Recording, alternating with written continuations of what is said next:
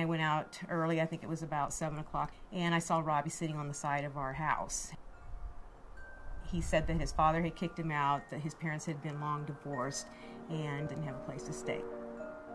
I mean, my dogs are better cared for than he was. He was at the age where, he didn't qualify for adolescent stuff.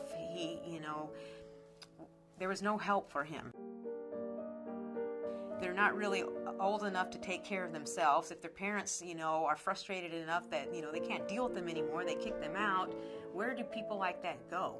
And so I felt like I had a responsibility to help him. He didn't know how to talk to people. He didn't maintain eye contact. He fidgeted all the time, chewed his fingernails, sat in the fetal position, was very mistrusting looking. I remember one time when I yelled at my boys for something and he ducked like I was going to slap him. After a couple months of living here, he got his GED, he got his driver's license, he got a job. He wanted to do what was right. He always thanked us for the food that we gave him, always, what a nice meal it was. I mean, just a very appreciative kind of kid. He never displayed any kind of aggression. Come on, he wants to eat. We happened to have 4 dogs at the time, and we have one dog that's kind of an older dog. People are just like, just go away. Robbie would always sit on the porch and hold his hand around him like, he could understand. Nobody wanted him. And it was kind of sad because it seemed like, maybe Robbie was reflecting that, I feel just like you, guy. Nobody wants you around. He had the long straggly hair. He even got a haircut for us. We got him new glasses.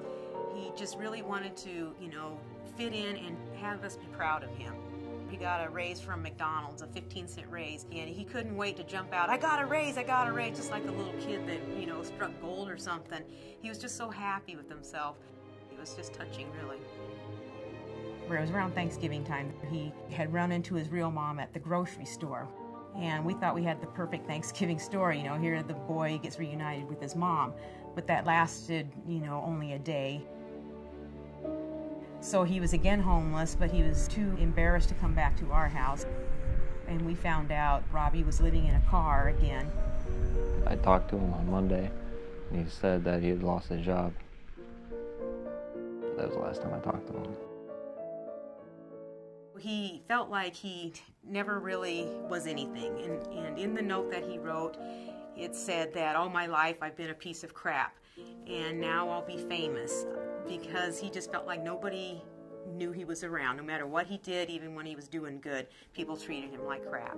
The morning I woke up, I just felt like there was something inside of me that wouldn't click, that wasn't right. He called here, it was about 1 o'clock. And I guess he had already called his girlfriend and was saying goodbye to her. I couldn't put my finger on it. Like, I don't know if something bad was about to happen. I could tell there was something wrong by the one-sided conversation, so I got on the phone. He said he just wanted to thank me for everything and how much he appreciated all we've done for him. I said, Robbie, what's up?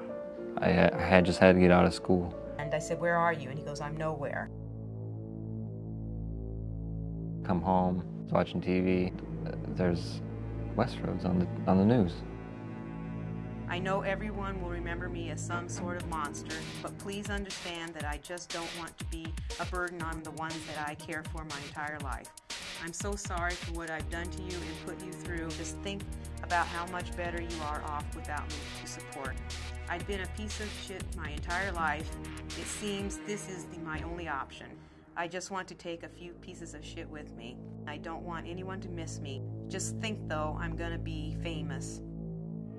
Well, it was kind of an unusual day for us anyway. I happened to be acting chief on December 5th. The President of the United States was in Omaha for a visit that day. I left for work about 1:30, and I think everything started happening about 1:45.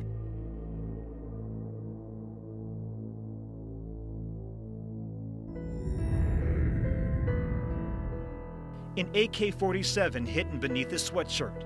He walks directly to the elevator, takes it up to the 3rd floor. The door opens, assault weapon raised, rampage begins. He walked to the store's atrium railing where he pointed the gun down, shooting below. Then he turns right, a final shot aimed at himself. We have confirmed 9 people that have died from their injuries.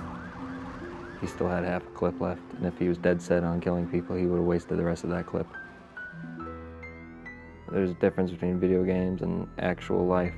You can't just start over in the middle of your life. You can't go to pause and go to restart. There was no quit option in his life, and that was his only quit option. Videos I've seen on YouTube, replies like, oh yeah, that kid did good. He did a favor to America. The wealthy people, they are the ones that deserve to die. And just watching it, it turned my stomach, and I didn't want to watch anymore. I've been on the police department for over 23 years, and it was an unprecedented event. I believe there's people out there that feel isolated and are mentally unstable, but I don't believe that there's very many people that'll do a horrific act like kill 8 people. There's a lot of people out there like Robbie, a lot more than people realize. People are treating him like he didn't exist, like an invisible kid. As a society, it's our job to watch for those people, to try to get them treatment. I'm angry at what the aftermath, how he left everything, what he did for all those people, and how my family seems to be taking the brunt end of it. I'm angry at him for that, but I also feel a tinge of sadness that he had no hope left and that he had to resort to this.